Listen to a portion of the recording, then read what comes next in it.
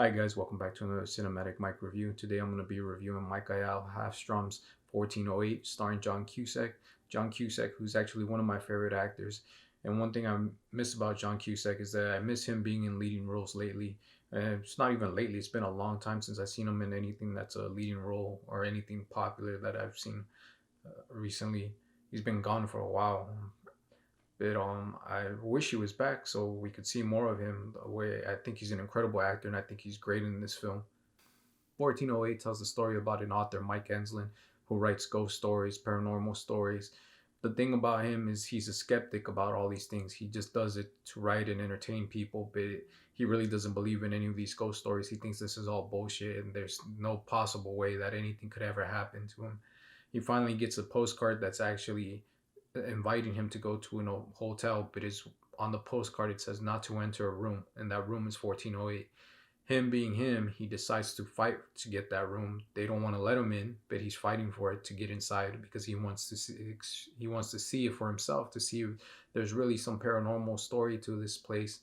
And he pushes for it, even though he's being warned. Now he's been warned on the postcard. He goes to the motel. He's warned by the manager a lot with a lot of stories about deaths that have happened, people that have gone crazy, but none of it can change his mind. He's so dedicated to his work that he pushes through and he ends up getting booked in the room. Once he gets in the room, nothing happens. It all seems normal like any of the other places that he's been to. But then not that long after, things start to happen that start putting him to the test.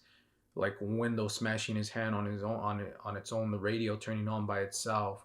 It all of a sudden these noises are heard. He starts seeing these like ghost images of people that are throwing themselves out the window.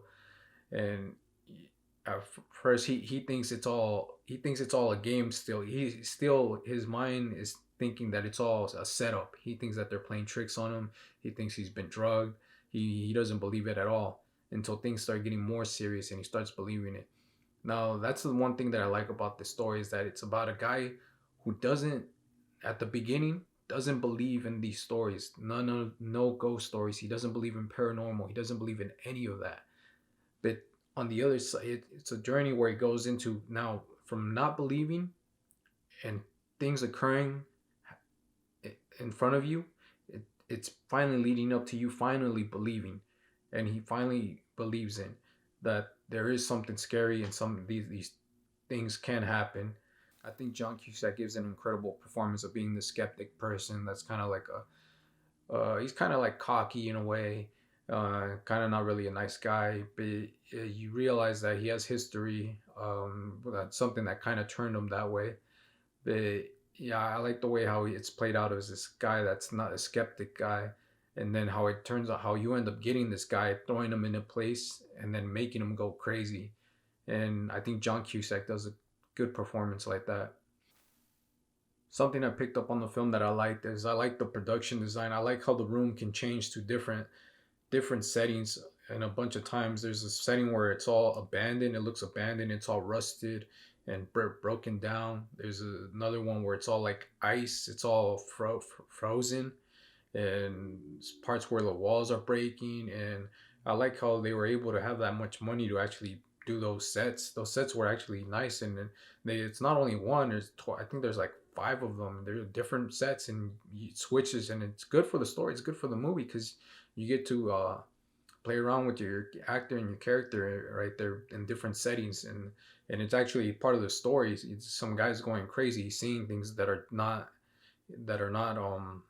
officially there, but for him, it's all like an hallucination of all these different things, and he's going crazy. One day, one moment he's right here, then another moment the setting changes to this, then sometimes it goes back to normal. It goes back to the normal hotel room. This film reminds me of a story my mom told me about when one time she sat down and watched the film with me, and then I had to explain the story to her, and she understood it too, but she ended up telling me that how there was a story similar to this that really happened, and it's a story that happened in Peru. There's this place known in Peru called La Casa Matusita, which is known to be haunted and have like paranormal activity happen in there. And she told me how there was this TV personality guy who was famous at the time. He was on TV, he entertained people, and he ended up agreeing to stay in the house for a week. And it said that he didn't even last. more than a day. I think he only lasted a few hours, and he ended up experiencing all of this paranormal activity. He ended up getting out of the house scared, and it's said that he ran out of the place, all like frightened and scared, and like he was just not normal after he got out. Which this film always reminds me of that story, and I always felt like, wow, what if Stephen King actually probably heard that story and wrote this? But who knows?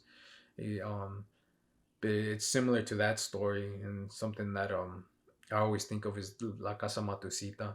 And when I watch this movie, this was a fun film to watch again after a long time. I'm actually excited that I saw it because I recently been looking at Sir Spook's Nuke's Top Five and Bizarre Bub, their little paranormal activity stories that they show on there, and it's just for fun. And I was kind of surprised that I was watching a scary movie about paranormal right now. So honestly, I think this film is great for any horror fan. I think it's a great suspense thriller. I think there's great acting by John Cusack. As I said, the production in it's really well. The direction is really well. It really makes you go crazy too with this guy in the film, and I think they did a good job at making it. I think it's a great one, and I actually recommend it. If you guys haven't seen it, I actually recommend 1408. That's my review for 1408. If you enjoyed the video, please like and subscribe.